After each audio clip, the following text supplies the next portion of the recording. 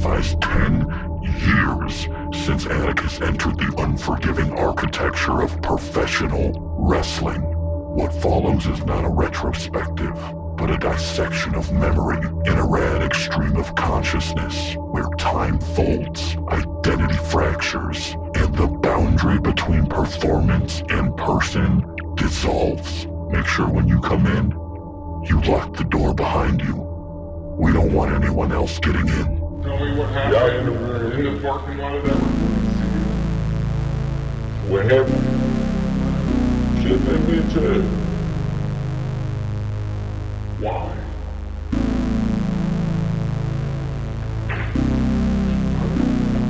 Out of the way is the same thing. You killed 2 young men now. Whether they like the mark? Do you have any remorse? None whatsoever. It would look like. So you want to do it. They got me, you want to do the deal. When you have a mobile, the deal. When you want to do the deal. When you want to do the deal. He is ganging up to take his young to have a fucking gang. He is ganging up to take his young to have a fucking gang.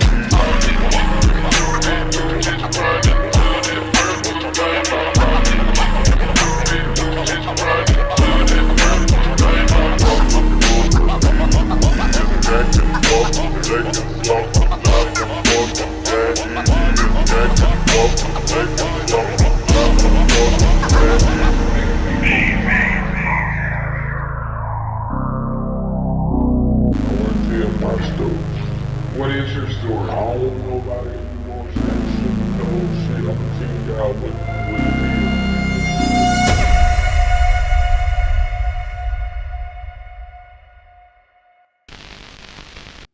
And the minute that my name started to get a little bit bigger, you shut it down. You fat bitch. No, all right. We survive together. I survive on my own. Fuck these motherfuckers. Go on. All right, that should be good, right? I'm a deathmatch wrestler now. All right, you can't laugh. Yeah, do it again. Do it again. Yeah, I'm sorry. Get the fuck out of here.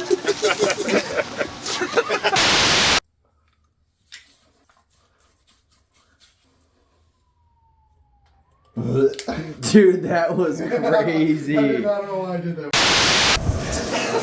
You ready?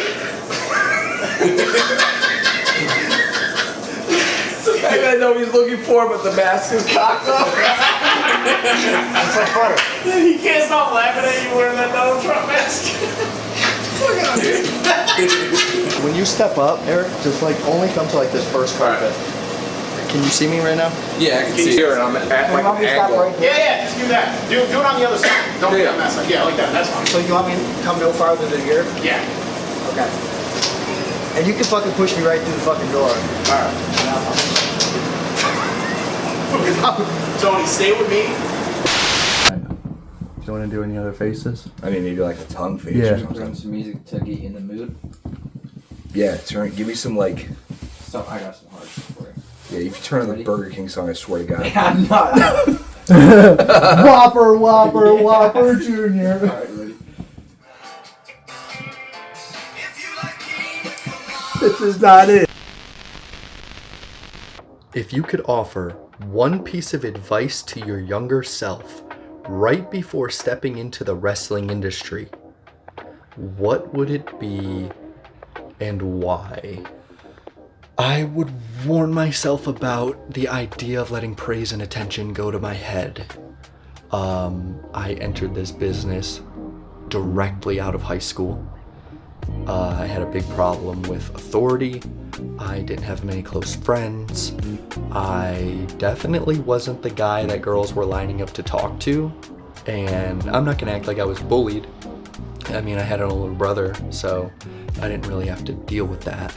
But I will say that once I became a professional wrestler, the attention from people, especially women, was fun, but overwhelming for somebody that's my age. I made some reckless choices and probably did more harm than good, so it took a lot of self-reflection to understand how that affected me and how that affected other people. So my advice to my younger self would be to stay grounded and don't let validation define you. I think that people that don't... This is why I don't film shit. This is why I don't... TNT, let me in. The fucking door's locked. You filming the doc right now? Yes. Hey, you guys want a real glimpse of Atticus's life right there? Okay. Oh. I do not condone gun violence. Hey, you don't condone gun violence, but he condones staying alive, though. For real. You know, hey, I'd rather be judged by 12 than carried out by 6. Okay. All right. That's enough of that. Just spit some shit. I want to see if this mic works here. Oh, it's the doggiest, rockest bone. TriStar. Wow, look at that. We've been there. Yeah. Closed down. R.I.P. Yeah. Taco Bell. Taco Belly 8. Probably up until I was at least 16 years old, I was here every single solitary day. A lot of fights, a lot of drugs. A lot of like overdoses happened back here, which kind of just felt normal at the time, but now like looking back on that kind of shit, I was like fucking 11 years old and some dude's fucking shaking on the ground, foaming at the mouth, and just like, yeah, shit, maybe he had a bad night or something. There used to be like a no bikes, real fucking big. Dude, how do big motherfuckers get in here? They don't. Because the weight limit. No Sam Stackhouse coming to that motherfucker. Open the fucking big dick for his ass. Yeah. Gotta load him in through the back door. Get that shot, just says I love you. Real fucking classy. I've been skateboarding my whole life, pretty much. It's always going to hold a special place in my heart. It's all I ever thought about doing, all I ever wanted to do. It literally consumed my brain as like a kid and young teenager. This skate park, we call it NOSP. It's where it all started for me. I mean, I've been coming to this skate park since I was 5 years old. I mean, this place taught me how to skate, but it also taught me a lot about life. I mean, most of my life experiences as a kid and into young teenage years was at this skate park. Yeah, definitely it feels weird coming back here because I don't come to this particular skate park very often, but it felt like I needed to for this documentary, you know? This place it's special to me. But you know, like living in Ohio, the weather can be brutal, so I don't usually get to go out as much, you know, but in the summer I try to get out when I can. I mean, these days I have to be a little more careful, you know, I'm getting older. Falling actually hurts now. Plus, you know, I've got a job as a professional wrestler where if I get hurt, I can't work. So I try to move a little smarter now, but whenever I step on a skateboard, it feels natural. It feels like home. They say a candle burn. Fuck you. Walking around looking like a 45-year-old garbage pail kid. Giant melting candle. Teeth kind of chattered. Last one. Cold bitch. All right, ready? What did you say? I didn't say go, bitch. Oh, well, bitch, you started backing up. What the fuck? Footage of you away from the table because I think it's funny. Oh yeah, by myself? Yeah. Wait till he gets that burger. You want me to back in his up more? mouth, No, and you're I'm gonna fine. shove it in. Alright. What are you shoving in? Come on, man. It's your son. You're such an ass. You're such an ass. Alright, let me act like I'm annoyed or depressed, like, you know, Ricky was being a dickhead to me or something, you know? Yeah, just think about reality right now. Yeah. What? I can't. It's fucking crooked or something. Hold on. Shut the fuck up. Hold Where's your girlfriend at? We'll get her over here watching this. Yeah, go grab her. I don't give a fuck. I don't ride bikes, alright? Just pedal, dog. I'm pedaling.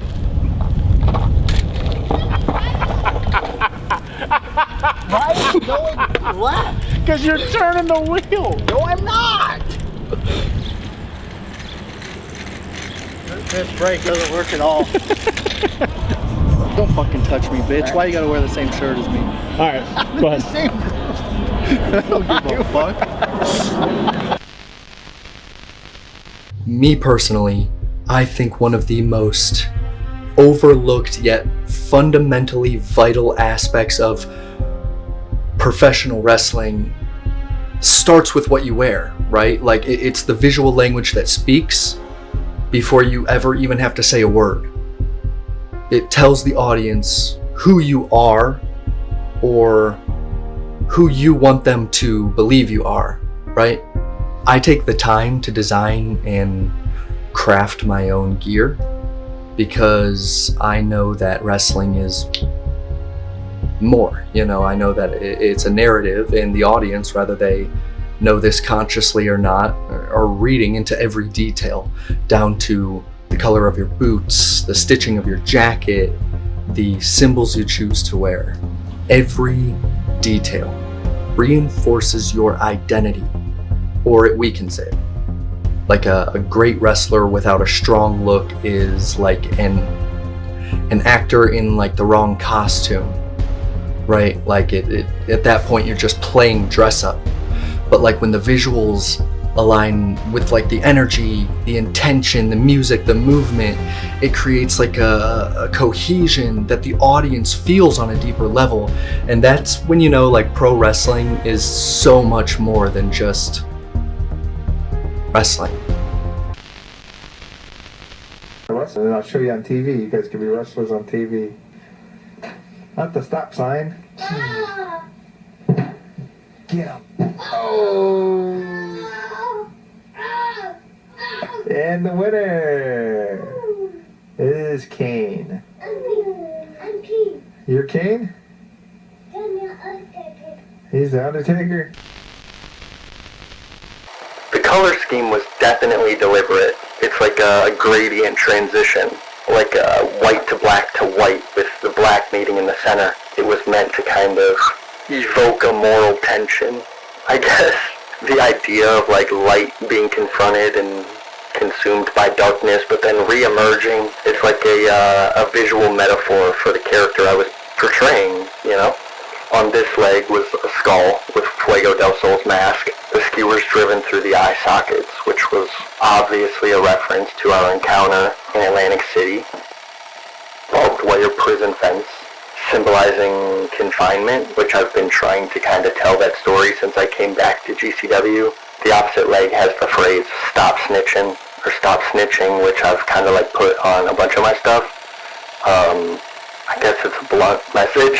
It shows my hatred or my distaste for betrayal. On the back of the pants, I have my birth year, which I put on most of my gear. But the other side has an illustration, Sam Stackhouse with skewers sticking from him, which was definitely like a homage to the shit we did to him in Arizona. I think that the shirt was definitely crazy this time. It was an image of a pig wearing Fuego del Sol's mask, symbol of like corruption, false identity. I have like the last nail, which is like a moniker that I gave myself, signifying my role as like the final blow, the closing chapter. The back of the shirt has a coffin with the final nail being hammered in. Also, it's like a sign taken from the Cogar Cemetery, which is a real burial ground owned and maintained by my family, but it's private, so I ask that people respect our space and don't seek it out. But its inclusion was like definitely intentional in this. It's special to me.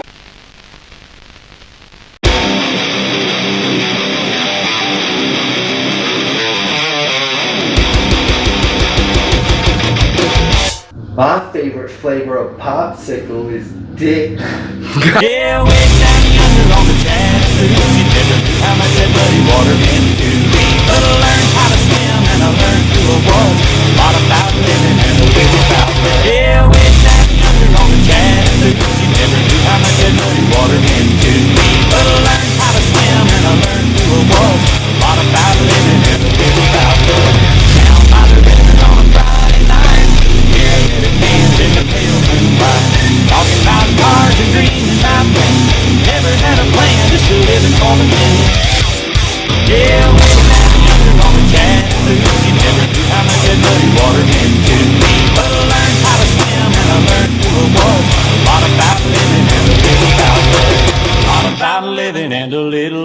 swabs. My name Tyrone, muscle crack.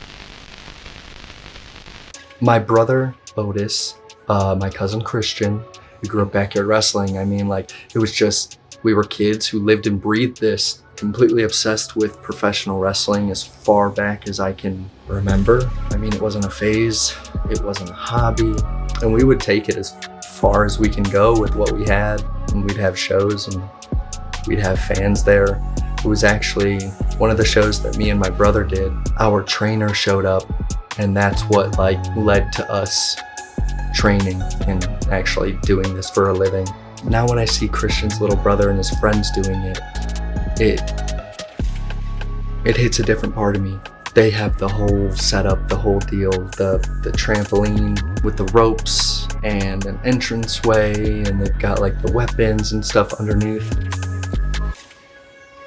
It's mainly, you know, the spirit behind it, you know, like stuff that they don't get yet. It reminds me of us before the bookings, before the travel, before the pain, just like that raw creative obsession, you know, like that need to live it, even if there's no one watching. There's just something honest about that. It's like a reflection of where we came from, like a reminder of why we started in the first place. Honestly, I think it'd be better if I just showed you.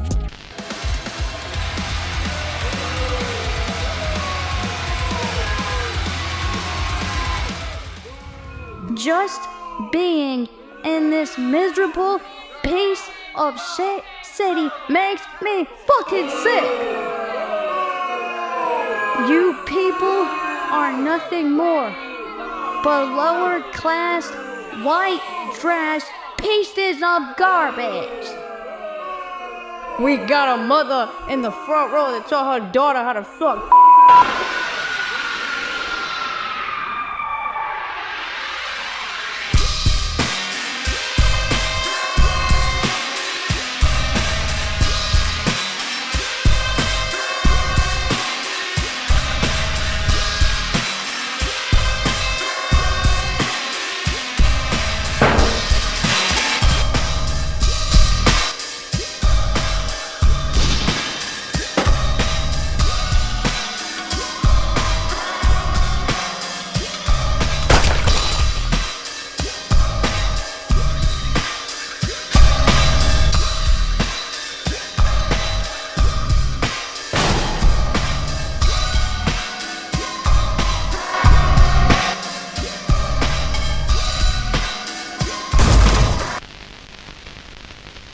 Why did you choose to retire from deathmatch wrestling on the ICW stage rather than concluding that chapter by winning Tournament of Survival 10 and bringing it full circle?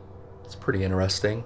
For me, retiring at TOS 10, it wouldn't have been full circle, at least not in the way you think. Yes, TOS 6 definitely changed the trajectory of my deathmatch career at the time. It helped me stop being seen as an up-and-comer, and it helped me matter among the names in deathmatch wrestling who matter. It was also a breakout moment for Atticus Cogar, in my opinion. People still chant 3-peat at him to this day. That match definitely became something bigger than both of us. But honestly, I had my full circle moment with Atticus Cogar when I wrestled him at Wrestling Revolver in 2024. It was one of the most violent matches I've ever had in my whole career. If you haven't seen it, you should definitely check it out. But that gave me the closure that I needed when it came to that chapter.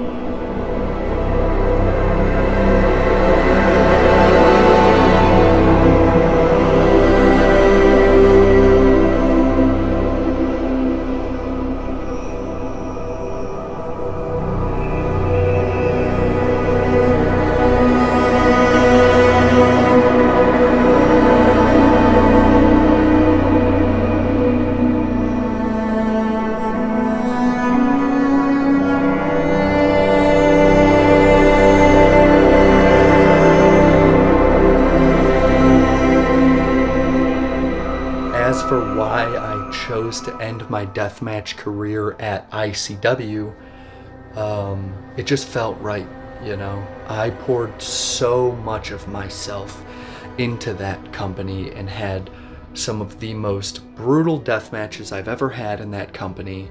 I'm still the longest reigning American Deathmatch champion in that company's history. And when I was no longer a part of GCW, Danny kind of just still welcomed me with open arms. That became the company that I kind of gave everything to when it comes to ultra-violent wrestling specifically. He gave me the space to tell my story and also gave me the trust when he didn't need to tell my story. So ICW, having, you know, Otis and Bobby Beverly back to back, it just seemed like the right environment to do it because there's not much left for me to do when it comes to my goals specifically in deathmatch wrestling. So now that I'm back in GCW, I'm using this platform to evolve and show a different side of what I can do and a different side of what I can create. You know, like deathmatch wrestling built my name, but it's what I'm doing now and what I'm gonna do next that, in my opinion, truly redefines it. At any point, did you believe a return to GCW was off the table? Yeah, I mean, if you would have asked me like a year ago, I definitely would have said a return to GCW was off the table. That all happened very unexpectedly, very fast. Of course, I thought like, you know, what it might look like, or I will say leaving GCW was definitely one of the more humbling experiences of my career. It forced growth, I think, on both sides. I think Brett and I almost spent 4 years apart evolving in our own ways. So I think that that time apart allowed for something new and something really special to happen. Being back in GCW, it means the world to me. I genuinely, at least in this moment in time, am enjoying what I'm doing. Arguably on the biggest independent wrestling platform in the world. I don't really have a lot of restrictions or like creative restrictions placed on me there. So I'm able to like really take risks and I'm able to push things as far as I want them to go.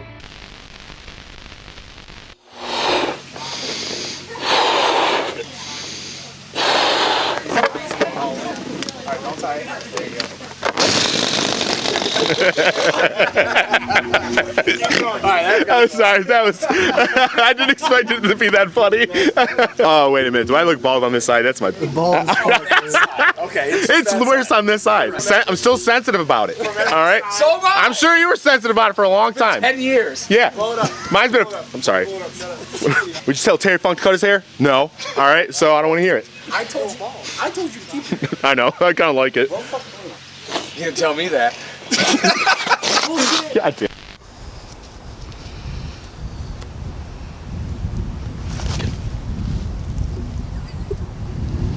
Nate, lift your head up a little bit. Your bald spot's showing, Nate. I'm trying to look out for a brother.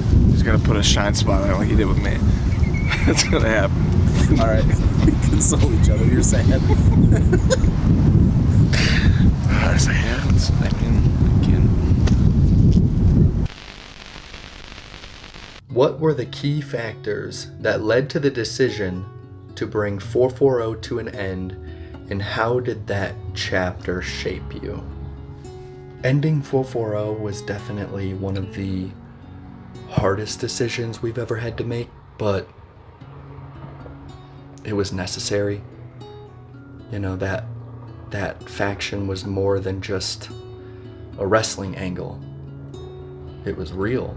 It felt close. It was close. It was a movement. It was a shared struggle. It was like the hunger to leave a mark that couldn't be erased. But the truth is, when you have 10 people in a faction, all with their own personalities and their own creative visions and their own goals, it becomes nearly impossible to keep everyone aligned.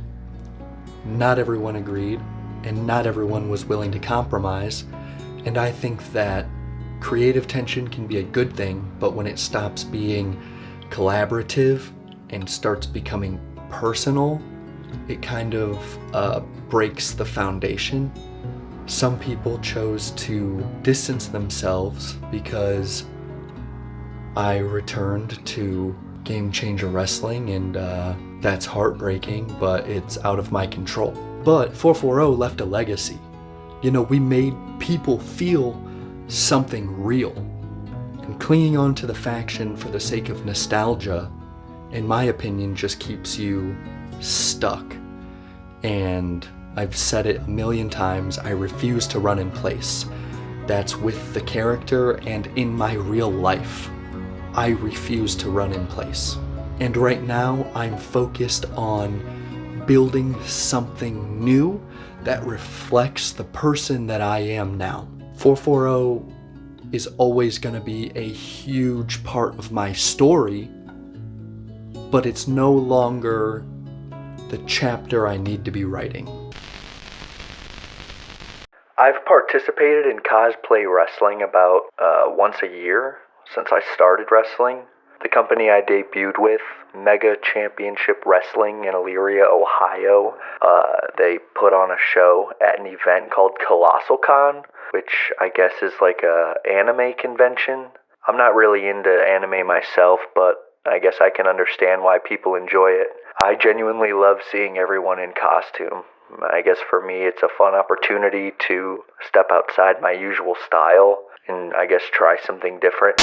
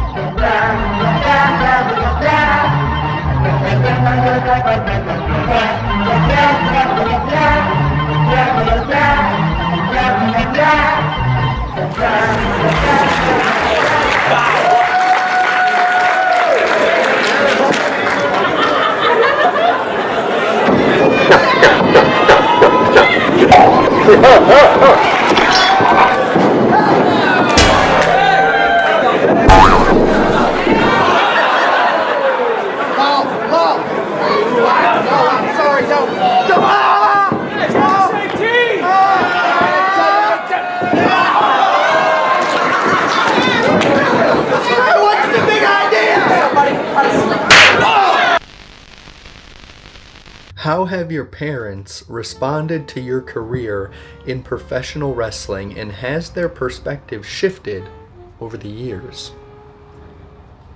Was this a question asked by one of my parents? Their support is more than I could have ever hoped for. You know, my parents are incredible people. I believe my mom was 18 and my dad was 20 when they got married. They're still together today. That kind of bond and that kind of loyalty has shaped everything that I know when it comes to family.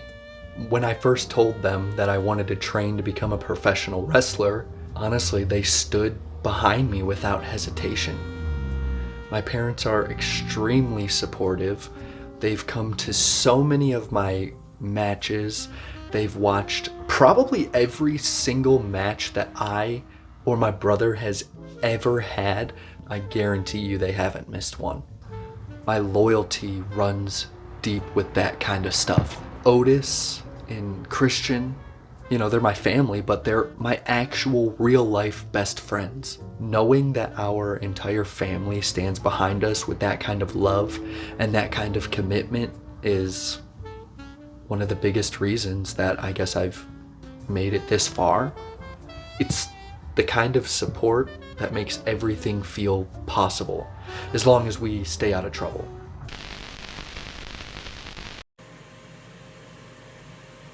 Are you filming? You better not be filming me. I'll come over there and bust your head out of your fucking ass. What significance does it hold for you to share such pivotal moments in your career alongside your older brother and your cousin, both personally and professionally? It is absolutely sacred to me.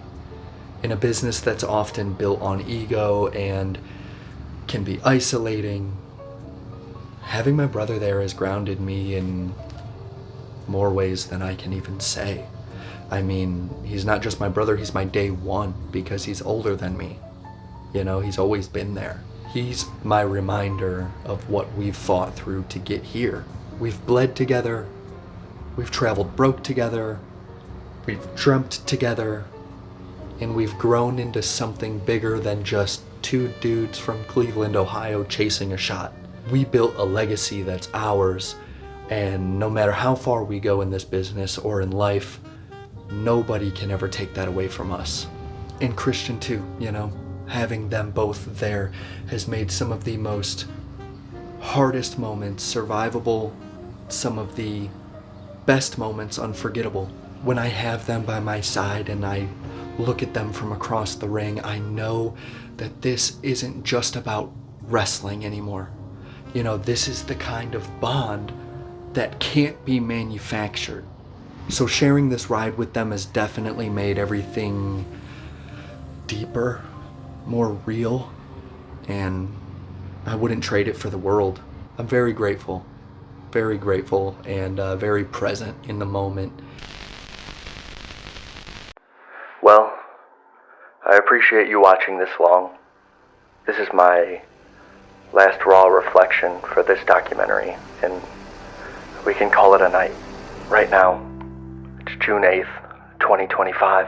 It's 3:15 a.m. I'm in Atlantic City at the Showboat. My brother Otis made it to the finals of TOS last night. I'm really proud of him. I should be sleeping, but today I wrestled Joey Janela in my first dog collar match. There's a lot crawling through my head tonight. I never got along with Joey. When I left Game Changer Wrestling, it was because of him. He escalated what could have been a conversation that he shouldn't have even been a part of.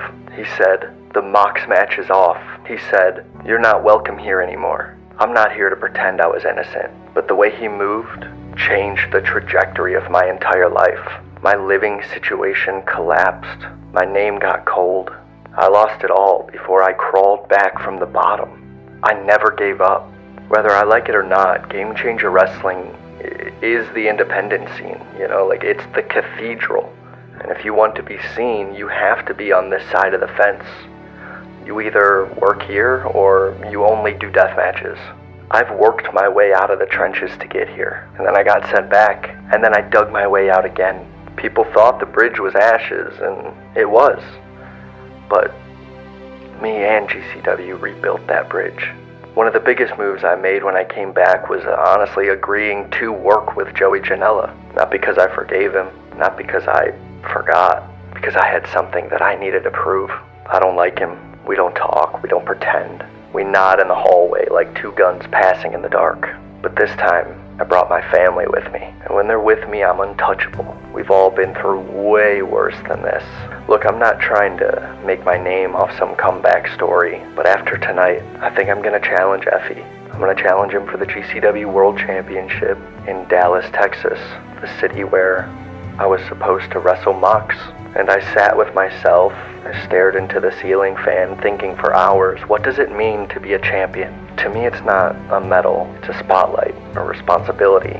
To get real, it's the weight of the booker's hand when they trust you to kind of carry their company or their kingdom.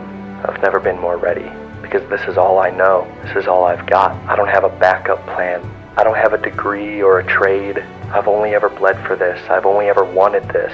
This is my adult life. This is my job. This is my salvation. So tonight, it's not about revenge. It's not about closure. It's about reminding every single person, including him, I'm still here. And I didn't come back to be welcomed. I came back to take everything. This is what happens when someone tries to embarrass me. And in July, in Dallas, I'm coming for what's mine, Effie. I want the GCW World Championship.